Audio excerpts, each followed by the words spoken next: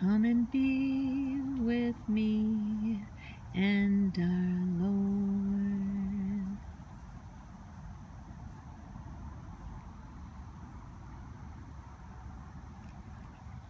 Hello, Lisa Fry, the Catholic Unschooler. Yay, welcome. I was out with my children reading while I was waiting for them to do their thing. This is a great book given to me by my friend Heather. The Secret Diary of Elizabeth, is it Leseur? When it comes to like names like that, I have no idea. My tongue doesn't do those things. But it's the woman whose goodness changed her husband from atheist to priest. So I thought, what a beautiful late, early evening, late afternoon. It's beautiful out right now. Oh my goodness, you can totally tell that fall is on its way. I'm so excited. Excuse me. I'm drinking tea. I wanted hot cider, but I don't have any, and I don't know if they're selling it right now. But I wanted to read to you some parts of this book.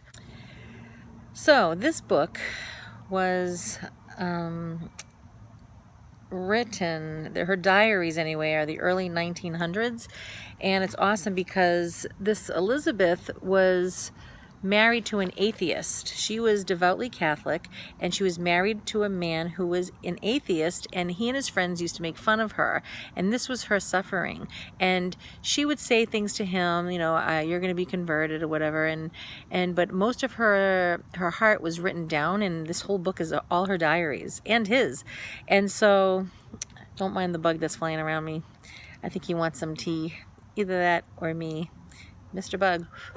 Okay, so he, after her death, finds and reads her diaries, and he turns to the faith. And not only does he turn to the faith, wow, but he becomes a Catholic priest. Whoa, from atheist, so that's the title, right?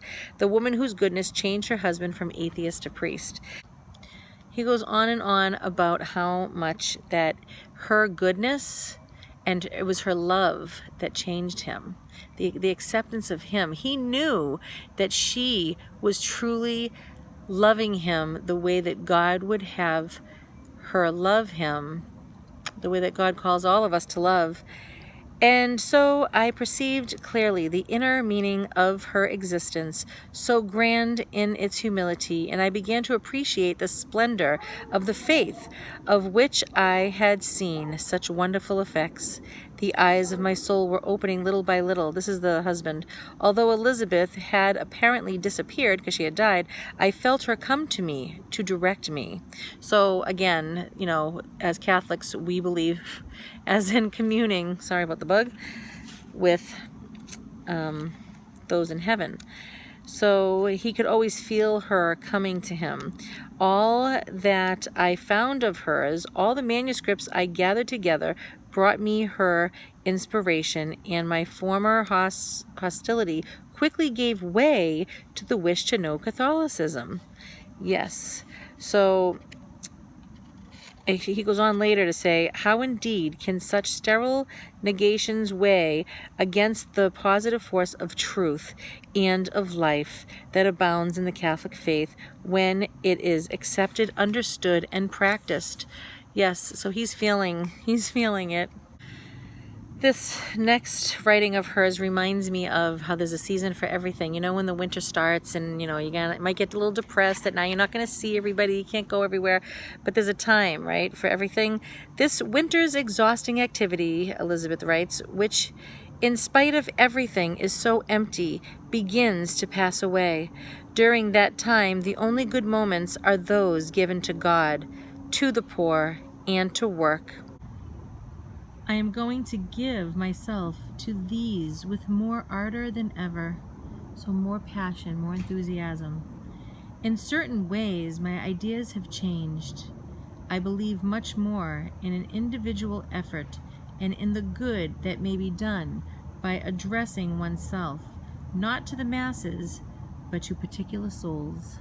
How every day might seem dull, or maybe you might want to control somebody, maybe your spouse. So here she talks about, during this journey, she went to Spain for 5 weeks, I have thought and prayed a great deal, And I have seen clearly into myself and into my life. So doing a good examination of conscience, right? That life I have consecrated to God. I have given myself to Him with my whole heart. I have prayed ardently for those whom I love, for Him whom I love more than all. And now I want to be no longer a useless creature.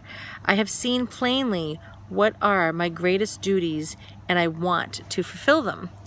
So, whatever you know God wants you to do, we must do it. To do each day humbly, and so that God alone may see it. All the good that one can do, always to seek out all the misery and grief within reach in order to relieve them, to cultivate in oneself. So we have to cultivate oneself a lively sympathy for everyone. When God says, if you love Him, you will love others. Otherwise, you're a liar. If you say that you love God and you hate people. And to do all this for God alone. That is the goal of all human existence. My own life, which until now has been often so empty and useless, will be transformed, I hope, by the strength of God and by close union with Him. So all of these things we cannot do. You can always ask.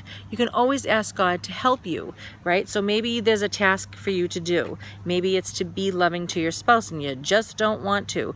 Or maybe you have to be a certain thing to your children and you just don't want to. Maybe you have to forgive somebody and you just don't want to. You can always ask God to help you to do that, give you the desire, okay?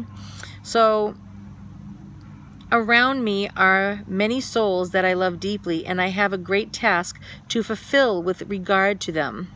Many of them do not know God or know Him only imperfectly.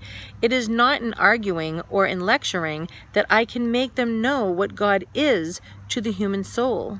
See, that was like a saint. He had said, there was a great saint that said, go and preach the gospel, but only use words if you have to.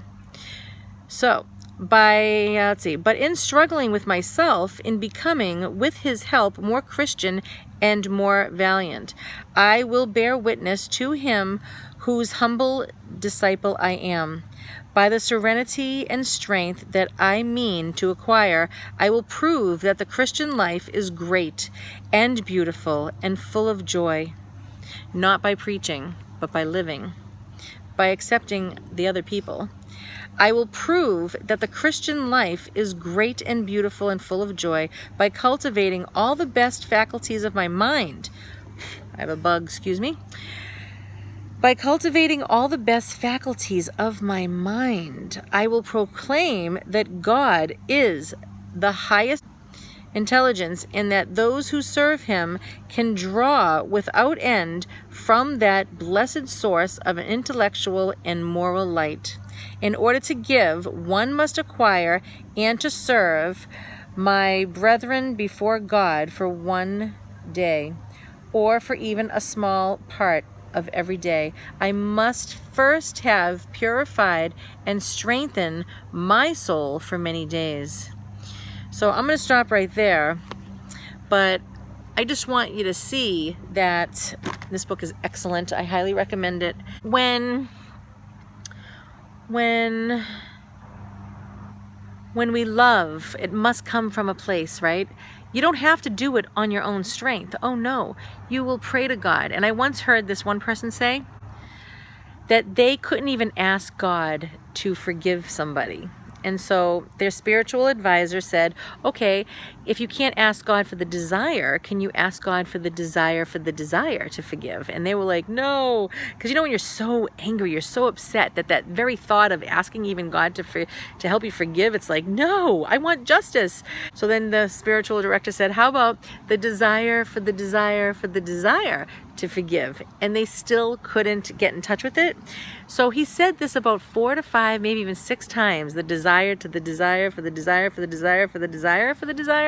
forgive. And they were so distant from the pain of it all, like that forgiveness was way over there, that they could actually look at it and say, you know what? Yes, I can do that. So that's what we need, right? Is to ask God to please. Like, I used to be so afraid after I saw this picture in my mind of how I was supposed to behave to my husband at a particular time, and still, I was so afraid to be vulnerable, right? Who wants to get hurt? So we keep on putting up this tough guy act, and yeah, well, you know, I might say something sarcastic, and I might not be so friendly because I'm not going to let you hurt me today, and you were being not so nice. To really look at it, see, I was wasting time, but it was a process I had to go through, and you don't have to ever be afraid, and I know that. We don't have to be afraid of, you know, doing what God tells us to do. See, that's the medicine here. My medicine was to serve with love, not complaining, not rolling my eyes, not being sarcastic or resentful, just to serve.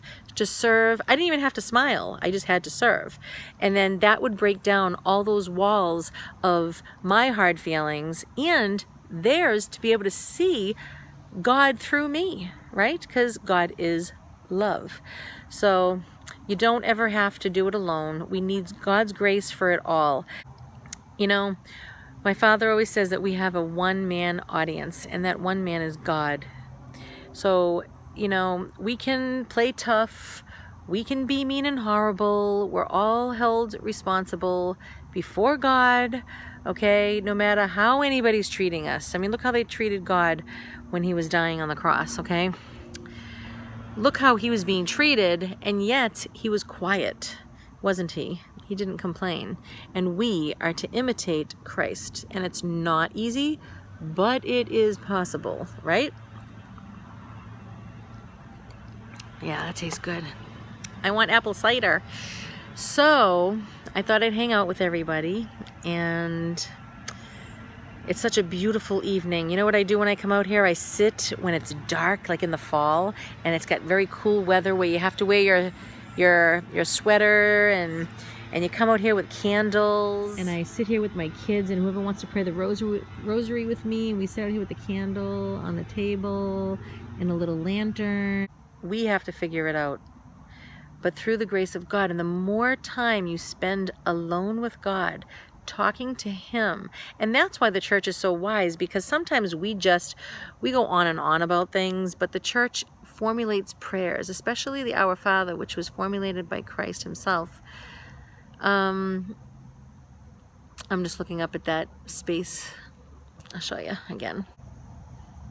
Yeah, so Christ formulated the Our Father for us, and the church has prayers for us, because sometimes we think we know what's good for us, but the church, which is God's gift to us here on the earth, guides us. It's so beautiful. It's so beautiful because it's a gift from him for us. So they give us these prayers. There were times I was suffering so much that I just had to repeat and repeat all day long.